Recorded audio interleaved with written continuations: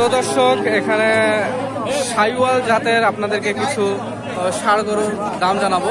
এগুলো হচ্ছে খামার উপযোগী বা আপনারা পোষার জন্য নিয়ে মাংসের টার্গেটে তৈরি করতে পারবেন।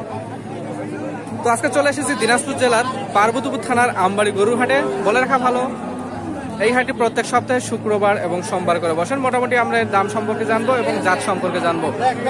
চাচা, এটা কি জাতের চাচা? এটা পাখড়া শাহিওয়াল। পাখড়া শাইওয়াল। আচ্ছা, দাম কেমন রাখছেন এটার?